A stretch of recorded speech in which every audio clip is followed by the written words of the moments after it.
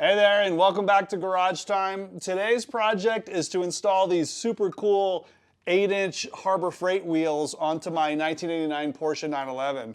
So I'm going to show how to build a suspension dolly so we can roll this tub around. If you're not aware, this car is being parted out because it was wrecked on Turo.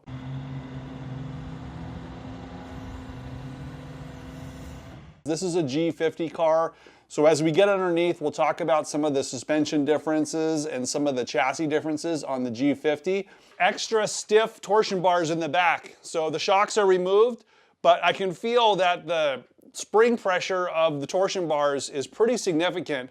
And that's just to handle the extra weight of the bigger transmission and the big engine. Also, I've already removed the axles. Now the axles have bolts on this end. This bolts to the flange of the G50, the output flanges, and then this side, it doesn't have any bolts on it. The earlier cars have what's called kind of a half shaft, and there's bolted connections on either side. This one does away with the bolts, a little bit bigger diameter, and it goes straight out to the hubs. So the power is directly going to the hub without any bolt connections. So that's a heavier duty, stronger axle for more power.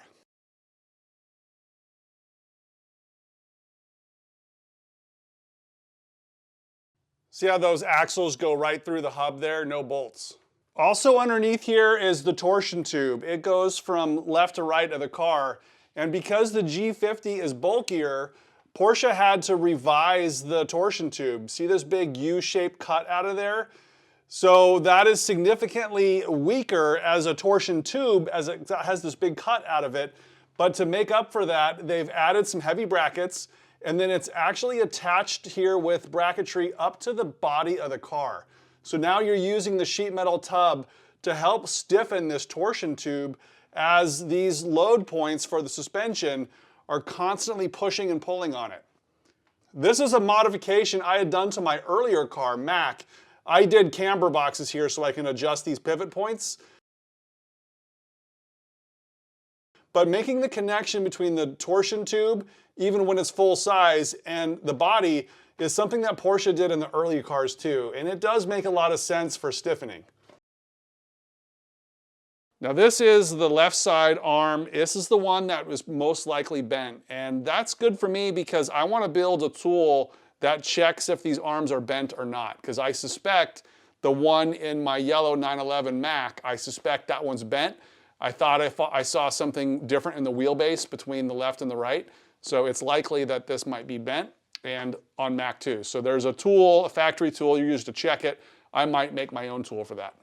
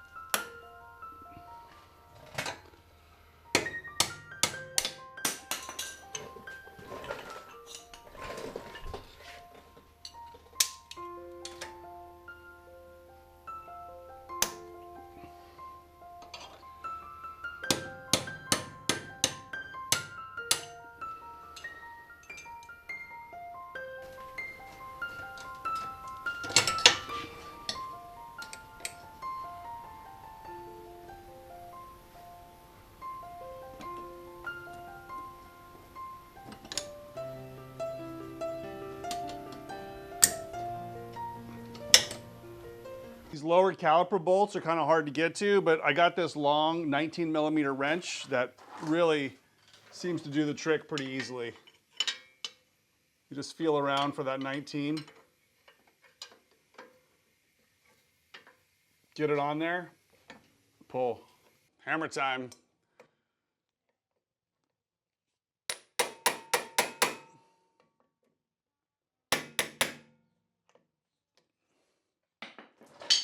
Okay, those weren't very tight.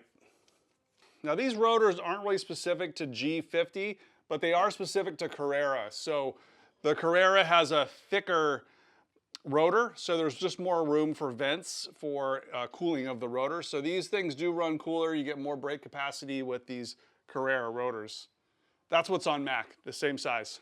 You can see how they just added a thicker spacer in between the two caliper halves. That's how they get the opening there for the brake pads. These are the Porterfield R4S, so these are going to go on the silver car.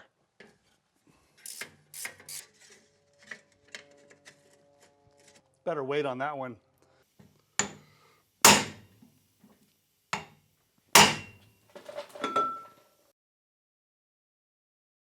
I better get a blanket ready if that falls. It's about to come out.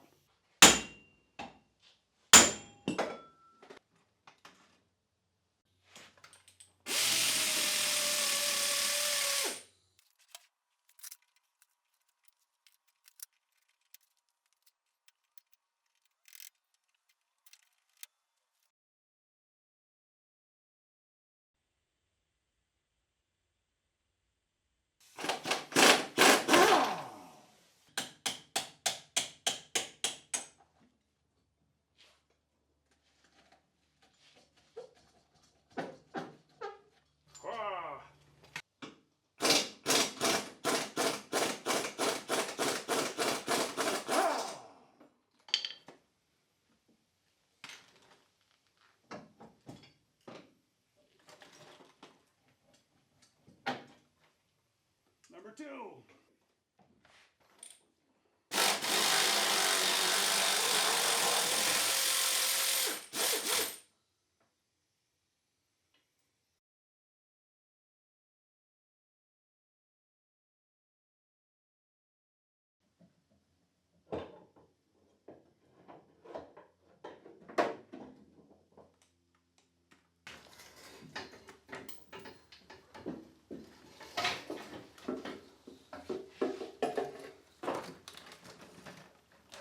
There's the e-brake cables, the hard fuel lines, banana arms, torsion bars, covers, bushings, all that stuff. So basically underneath here, there's really just brake lines left, a couple of breather hoses. I mean, there's nothing of any value left on the back of this car.